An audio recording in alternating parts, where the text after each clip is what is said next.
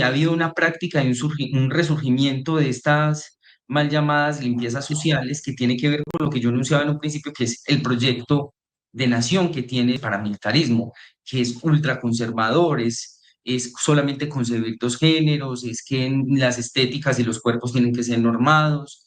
Y en ese sentido hay un asunto muy particular y muy doloroso, y es que también tiene legitimidad desde lo cultural. Por un lado, el discurso armado disciplinando, pero por el otro lado, el discurso religioso. Esto ha desatado una gran cantidad de insensibilidades y revictimizaciones en redes, eh, que aparte de reducir todo el asunto como un amarillismo muy dañino, creo que hacen parte también de una narrativa, de una violencia que tenemos insertada como sociedad y que tiene unas particularidades importantes por el hecho de que el asesinato de ella se haya producido en Bello, Antioquia.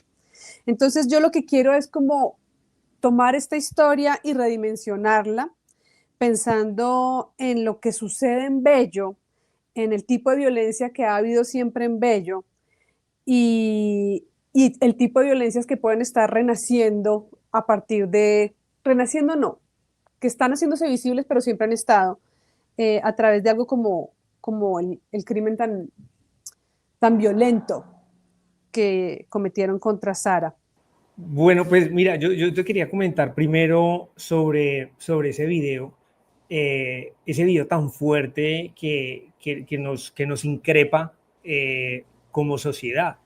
Pero si ustedes se fijan, claro, es posible que mucha gente que estuviera ahí no se atreviera ni siquiera a hacer absolutamente nada, porque estoy absolutamente seguro que los grupos estaban ahí también. Es decir, Exactamente, sí. no, es que yo estoy, y esto no lo digo como una opinión, sino que es lo que suele suceder con estos grupos armados, y es que hasta los muertos los controlan ellos. Es decir, y esto es así, es decir, los delitos los controlan ellos. No puede haber un robo en una zona donde controlan los Pacheli porque ellos son los que lo controlan, o donde está el Mesa, o donde están los chatas. No puede haber, porque ese control implica todo eso, ¿no? Si esta escena hubiese pasado en otro lugar de Colombia, no digamos un nombre porque desafortunadamente el fenómeno paramilitar está en casi todas las regiones de Colombia, es muy curioso cómo se escucha una voz también que casi que le da órdenes a la gente, como quédense quietos, pilas, no sé qué, como eso da cuenta también de un mensaje de aleccionamiento, por decirlo de alguna manera, ¿cierto? Como decir, de mandarle un mensaje a la comunidad frente a qué tipo de cosas se permiten y qué tipo de cosas no se permiten, esto con la quiesencia del Estado. Uh -huh. Y quiero redondear esta otra idea que me parece muy importante, que tocaba nuestro compañero, y es, digamos que todo esto es posible porque hay, de alguna manera, una estructura montada que incluye el poder político, algunos sectores sociales, ¿sí? Y también los negocios de narcotráfico. Todo como si fuera una empresa que tiene unas distintas secciones. Y esto lo digo con conocimiento de pausa. El clan Suárez Mira, cuando yo era reportero en Semana, pues sacamos muchas cosas de los Suárez Mira que incluía, por ejemplo, haber descubierto que ellos desde la administración municipal lo que hacían era que los hermanos que no hacían política, los hermanos Suárez Mira, que no eran los visibles de la política, ellos abrían empresas y esas empresas terminaban contratando con el municipio, ¿sí? Uh -huh. Y eso era un dinero circulante. Esto también se hace de alguna manera con pactos paramilitares, y las sentencias judiciales, como lo decía anteriormente, también lo indican. Entonces es una especie de negocio cruel donde ganan estas personas, que incluso esto es peor mejor dicho, que un reinado, o que un gobierno feudal, porque es que Sí. definitivamente se siguen y se siguen repitiendo y repitiendo las mismas familias, y ese control no lo van a soltar, y ese control también tiene una conexión con estos grupos armados que hacen este tipo de cosas ante los ojos del Estado, ante los ojos de la policía, ante los ojos de los funcionarios públicos. Claro, pero y ahí retomo lo que estaba diciendo antes de este momento y es ante los ojos de los medios también. Y ahí quería tener como su visión, José, como de un medio alternativo, viniendo de un medio alternativo que me imagino que vio más o menos el barrido de cómo los medios estuvieron leyendo el caso. El solo hecho de difundir el video, como se difundió, que me parece muy positivo la reacción de mucha gente que fue, ¿no? Resignificar eso, crear otras imágenes, comunicar sin alimentar el terror que se quiere sembrar con un video como ese.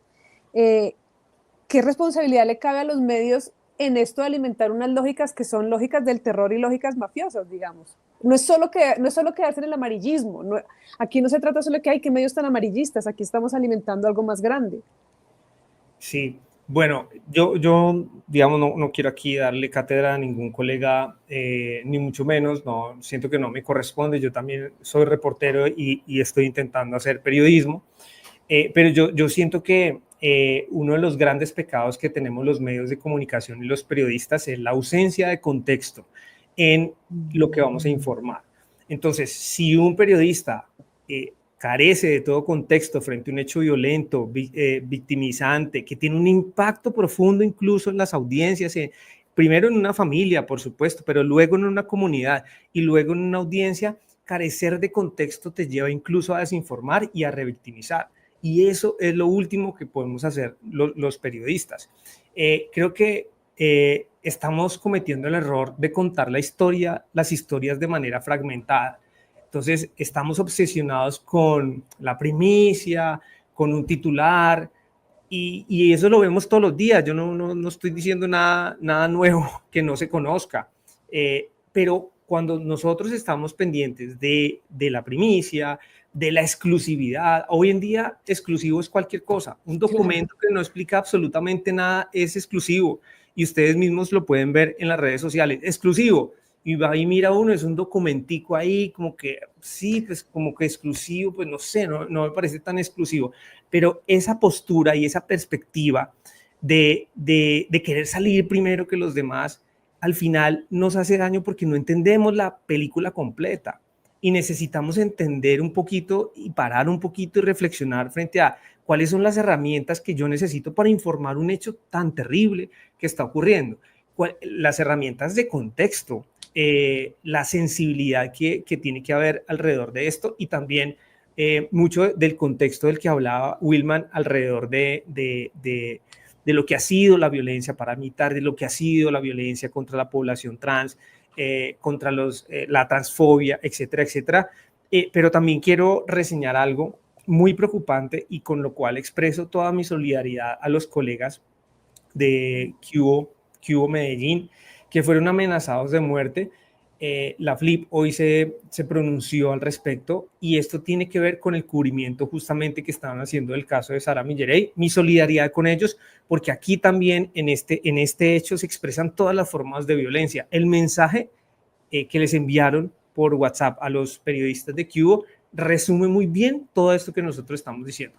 Y ahí confirmamos que esto es un crimen de odio. Y lo confirmamos. Y confirmamos todo esto que estamos hablando sobre esos disciplinamientos o aleccionamientos o esos mensajes de terror que envían los grupos armados, sobre todo a una población tan vulnerable y tan frágil como la población trans. Sí, Diego, ahí quiero aprovechar para que pongamos la imagen que te mandé como -2, que fue la última que te mandé, y es un pantallazo de, esta es la denuncia que pusieron los de Cubo y la FLIP, la respuesta de la FLIP. En el siguiente pantallazo, Diego, ponme el siguiente, está un poco explicado qué tipo de mensaje recibieron ellos en WhatsApp.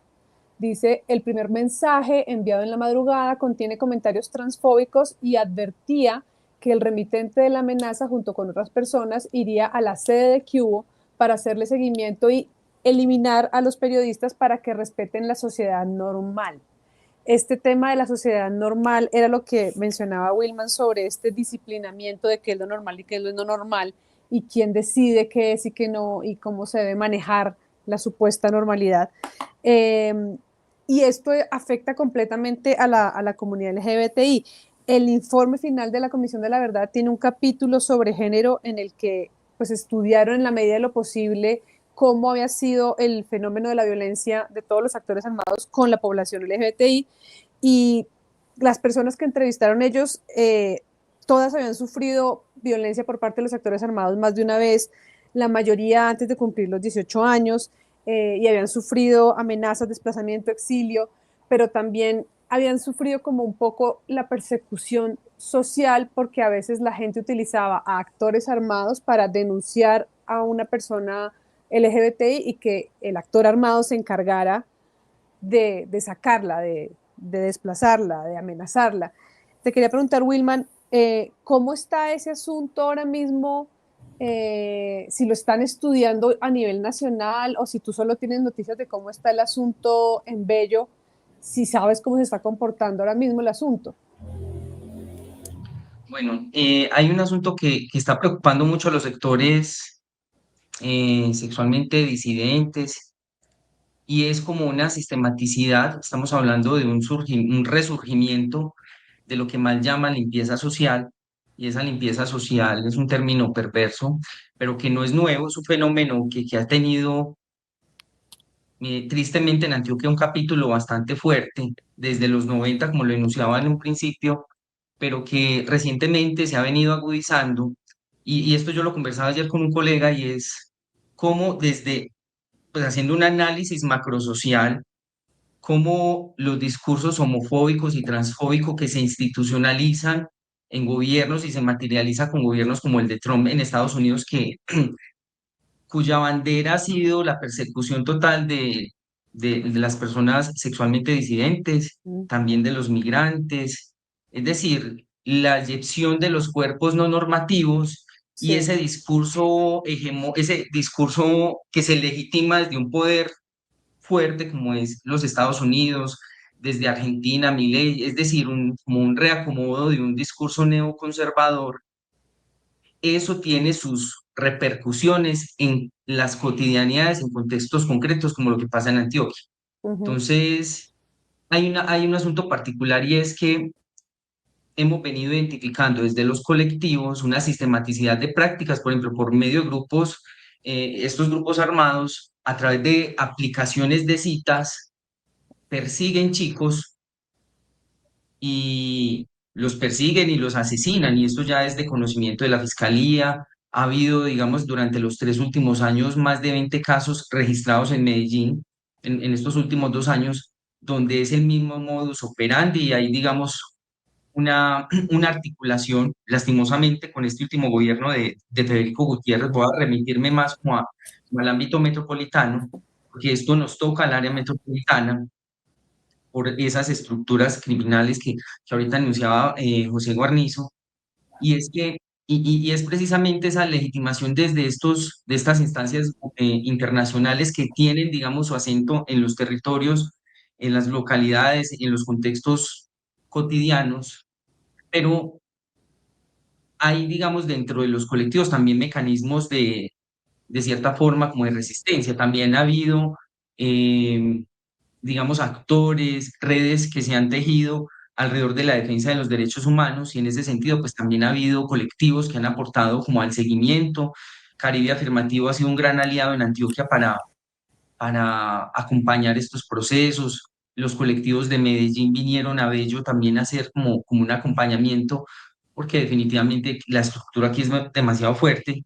Y sí, ha habido una práctica y un resurgimiento de estas mal llamadas limpiezas sociales, que tiene que ver con lo que yo anunciaba en un principio, que es el proyecto de nación que tiene, digamos, digamos, el paramilitarismo, que es ultraconservador, es solamente concebir dos géneros, es que las estéticas y los cuerpos tienen que ser normados.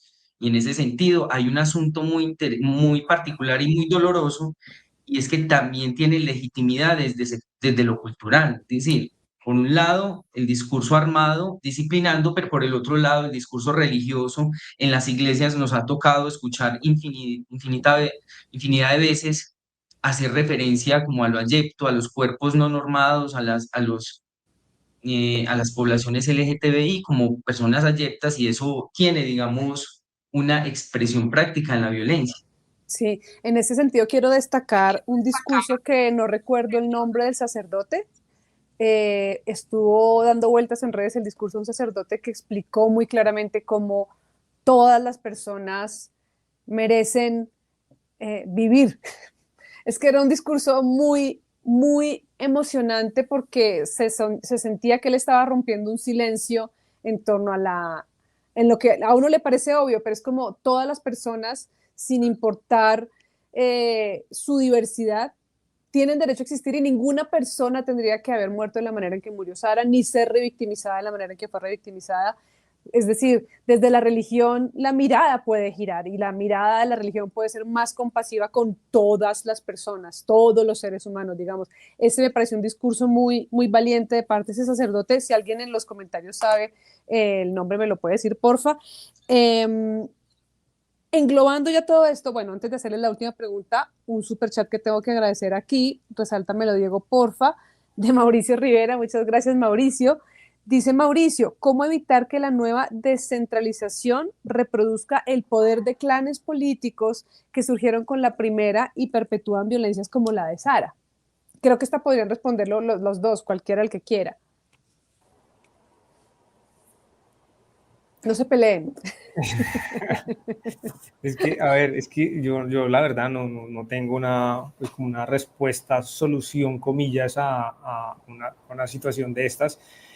A mí me llama mucho la atención cómo las administraciones municipales, es decir, los grupos políticos que están en el poder, y hablemos también de Federico Gutiérrez en Medellín, y hablemos de la administración en Bello, que digamos, cuando ocurren crímenes de alto impacto, cuando aumentan los homicidios, un poco escurren un poco el bulto al decir que, bueno, son casos aislados y más ahora que bajaron los homicidios, pero cuando disminuyen los homicidios, no por sus propias estrategias, porque lo que hemos visto a lo largo de muchas décadas, incluso desde que estaba Fajardo y los sucesivos alcaldes, cuando bajan los homicidios, no es precisamente por unas maniobras expertas de los alcaldes, pero ahí sí salen a decir que tenemos la ciudad o la región metropolitana más pacífica en no sé cuántos años. Pero los que hemos cubierto esto, y creo que Wilman no me deja mentir también, es la disminución de homicidios en Medellín, en la área metropolitana, obedecen a otras dinámicas, y esas dinámicas están dictadas por pactos mafiosos que hacen los grupos armados. Y si en Bello el año pasado disminuyó los homicidios, también fue por un pacto mafioso. Recordemos que en Bello hubo una guerra que dejó 200 muertos entre 2019 y 2021, que incluyó toda esa etapa del COVID, toda esa época del COVID, en los que los grupos armados en Bello, los Pacheli, los Chatas, y bueno, todos ellos se estaban replegando y se estaban disputando los territorios con el Mesa y demás. Y al final, digamos, llegan una serie de pactos de cara a intentar, entre comillas, entrar a la paz total, que entre otras cosas, pues no ha avanzado y ahí sigue. Teniendo en cuenta como todo este cuadro que acabamos de pintar, y con esto ya quiero cerrar, quiero tener la visión de ustedes dos desde un punto de vista más, puede ser que les parezca muy charro esto, pero me parece interesante plantearlo así, y es, con miras al 2026, elecciones, control político. Estas formas de violencia que no son casos aislados, que no son una novedad, que realmente parecen ser más como la transmutación de formas antiquísimas de violencia y de disciplinamiento, ¿puede uno pensar en un reordenamiento de estas formas de violencia con miras a un manejo de las elecciones 2026? ¿Puede uno empezar a hacer ese estudio de pronto, empezar a revisar si hay un tipo de manejo del control del territorio pensando en ese proyecto de país que mencionaba Wilman, de hecho, ¿no? ¿Cuál es el proyecto de nación de estas violencias? Y por supuesto, si hay un proyecto de nación, pues hay unas aspiraciones de poder político, macro, ¿no? De país. Sí, yo de hecho retomo ese concepto de proyecto de nación desde el informe de aniquilar la diferencia, porque las prácticas de control, disciplinamiento de los cuerpos y las sexualidades son prácticas ultraconservadoras y que la han llevado a cabo, digamos, dentro de la estructura de violencia desde dos frentes, digamos, eh, digamos, como estos grupos, y es por un lado los grupos armados a través de la intimidación, el miedo, el asesinato, la violencia, el hostigamiento, pero por el otro lado la cultura lo refuerza, digamos, no quisiera dejar pasar pues como este espacio, Caro y José, para llamar la atención frente a la no tolerancia, digamos, de asuntos que tienen que ver con el hostigamiento permanente, por ejemplo, a la población trans o travesti.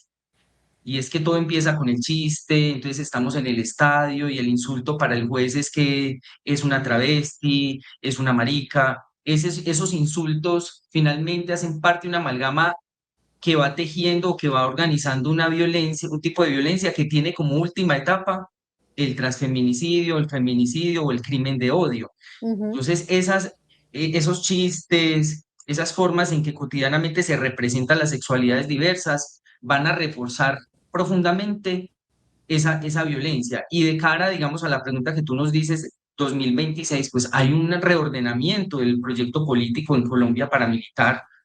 Mm.